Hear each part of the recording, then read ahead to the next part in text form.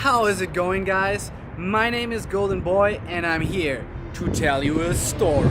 A story so epic it will shake the very foundations of your perception. A story about love, a story about hatred, a story of success, and a story of downfall. I'm gonna tell you of how I became a Pokemon master.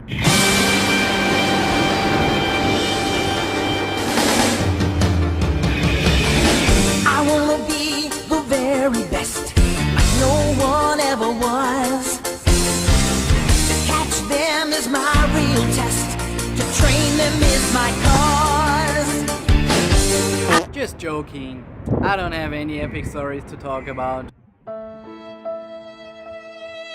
But since I'm living in Taiwan for almost 2 years now and by some miracle actually got a job, I thought it would be kind of nice to share my experience with you guys out there. This is not going to be any kind of tutorial, it's more like a how does it look like if you go abroad and it actually somehow works out. So welcome to how I start my life in Taiwan. So first things first, I didn't prepare anything before coming here to Taiwan. I didn't look for jobs before I came here. I actually took a credit from a bank. Super smart, right? Crashed down at my girlfriend's place and lived there for more than 2 months. Special genius note, I didn't even think about that I maybe gonna need a visa or something. So you can already see I didn't really prepare anything and just came here in a kind of YOLO way. But after a while I thought it is eventually time to put up my resume on some websites, and I was kind of amazed because on the very next day I already got an email from my now boss. Asked me for an interview, and I have to say, looking back now,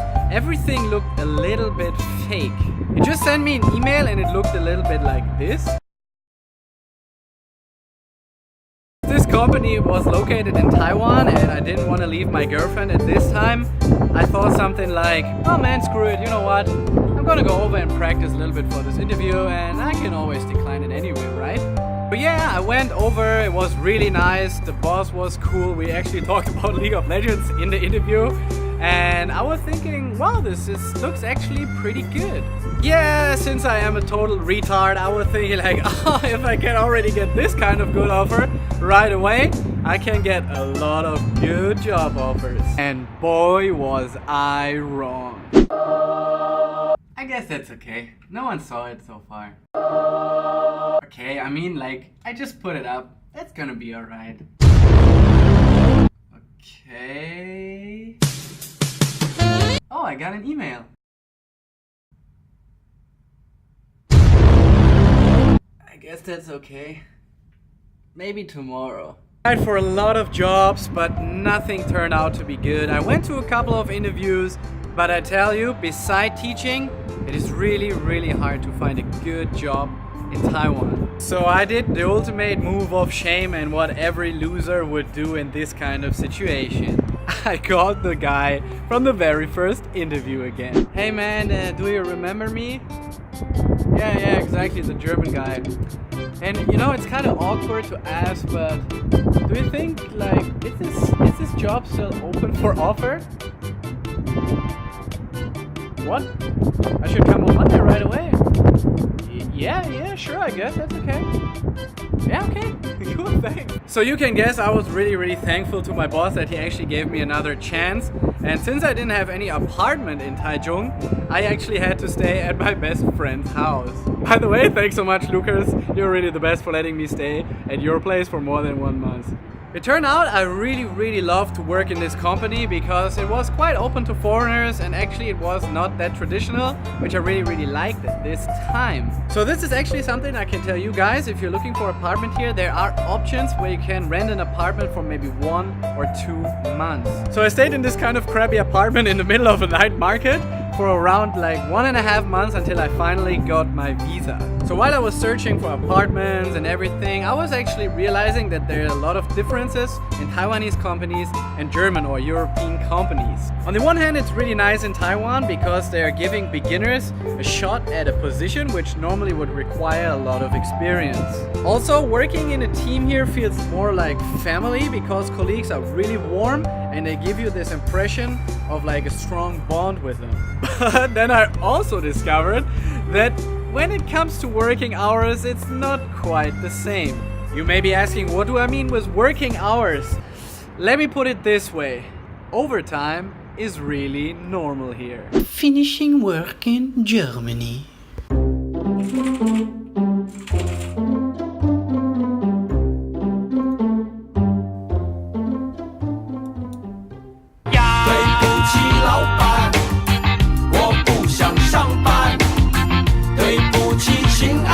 Finishing work in Taiwan.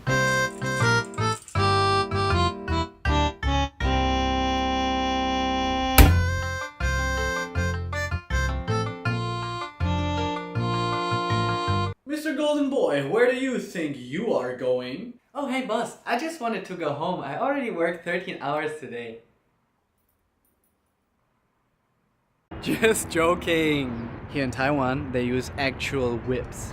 Once I had my apartment and my job and my visa settled, I have to say it became a really fun experience to explore the Taiwanese way of life. Taiwanese people are always super happy to talk to foreigners, they're very warm and welcoming, and since I already could speak Chinese, this was a big advantage to actually make some local friends. So roughly after 4 months I could say I was settled down and actually could calm down a little bit, because you might know, if you're in a new environment, it takes a while to actually feel home. So looking back, I have to say I was really lucky with my start here. If it wouldn't be for the help of my girlfriend, my friends, and actually the good heart of my boss, I think I would still be looking for a job until this very day. So this is pretty much how I started everything here.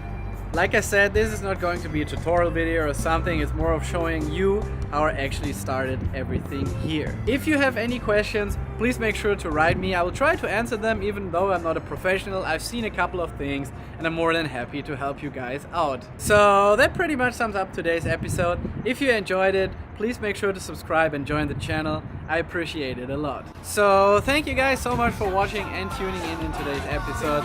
Until next time, stay safe and have a good one. 加油！